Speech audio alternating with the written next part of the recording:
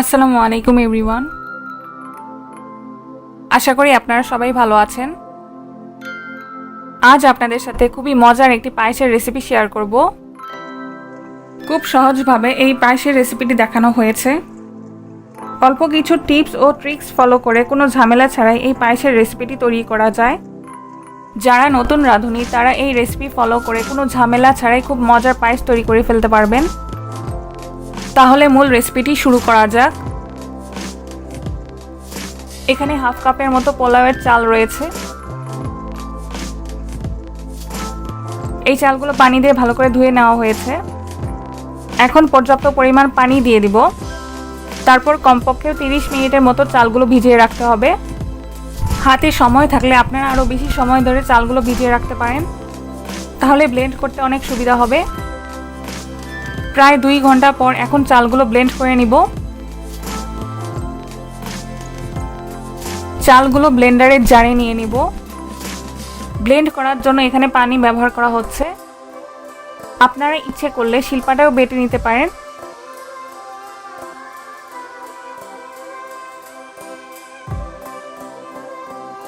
ব্লেন্ডারে প্রায় 15 সেকেন্ডের মতো ব্লেন্ড করে নিলেই হবে।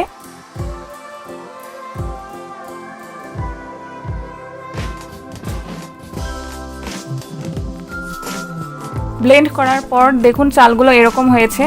চালগুলো আধা ভাঙা হলেই হবে, পুরোপুরি পেস্ট করার দরকার নেই।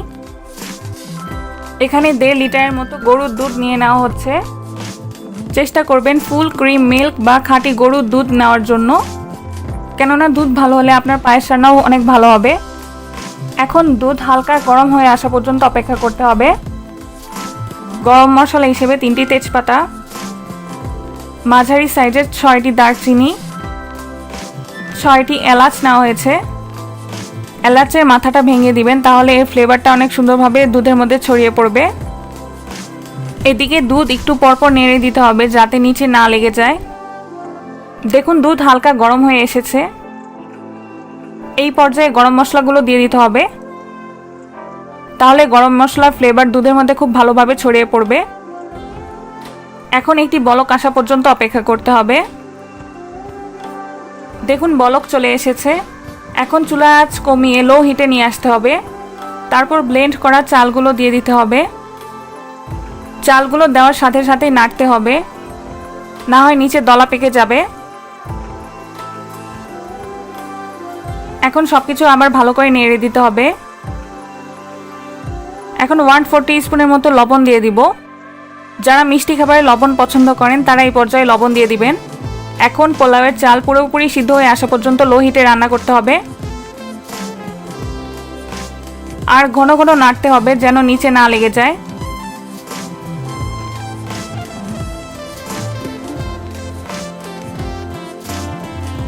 প্রায় 15 মিনিট পর দেখুন চালগুলো সিদ্ধ হয়ে গেছে। আপনাদের সময় কম বেশি লাগতে পারে। এখন 1 + 1/4 কাপের মতো চিনি দিয়ে দেওয়া হচ্ছে। আপনারা আপনাদের স্বাদ মতো চিনি দিয়ে দিবেন। এখন ভালো করে মিক্স করে দিতে হবে। তারপর আরও 5 মিনিটের জন্য রান্না করতে হবে। 5 মিনিট পর গরম মশলাগুলো তুলে ফেলবো, কারণ খাওয়ার সময় এগুলো দাঁতের নিচে পড়লে খাওয়ার টেস্টটাই নষ্ট হয়ে যায়।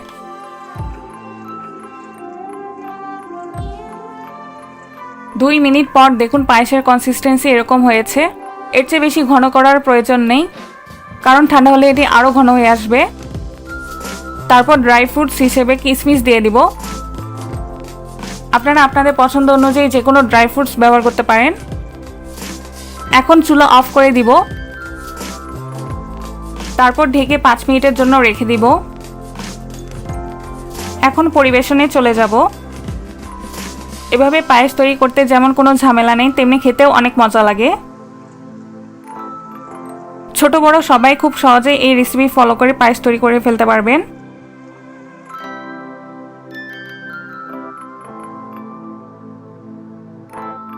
এখানে কিশমিশ ও কিছুটা জাফরান দিয়ে পায়েসটিকে গার্নিশ করা হয়েছে।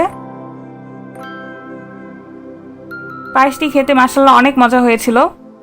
আপনারা এভাবে বাসায় অবশ্যই ট্রাই করবেন।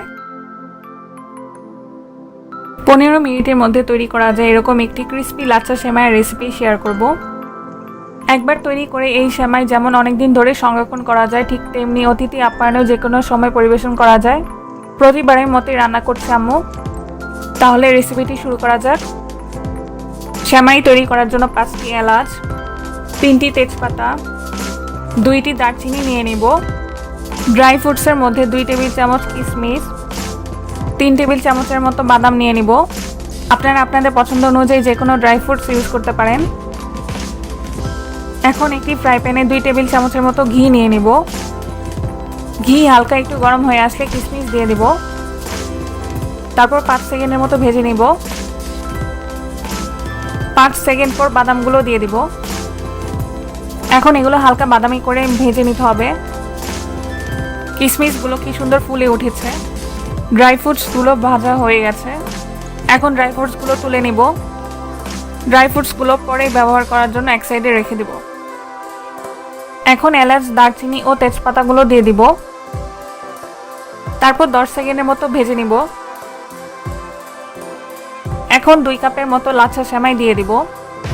সেমাইয়ের কালার হালকা একটু চেঞ্জ হয়ে আসা পর্যন্ত ফ্রাই করতে হবে। চুলার আঁচ প্রথম থেকে শেষ পর্যন্ত লো হিটে থাকবে। আর সেমাইটি অবশ্যই নাড়ার মধ্যে রাখতে হবে। প্রায় 4 মিনিট পর চিমটি পরিমাণ লবণ দিয়ে দিব। মিষ্টি খাবারে যারা লবণ পছন্দ করেন তারা এই পর্যায়ে লবণ দিয়ে দিবেন। তারপর হাফ কাপের মতো চিনি দিয়ে দিব।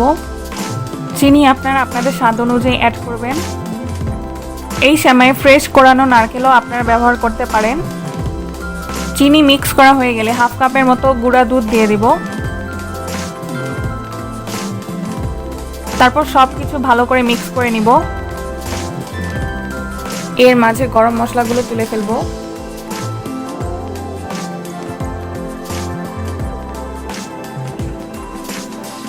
চার মিনিট পর ড্রাই ফ্রুটসগুলো দিয়ে দিব। তারপর ভালো করে মিক্স করে নিব।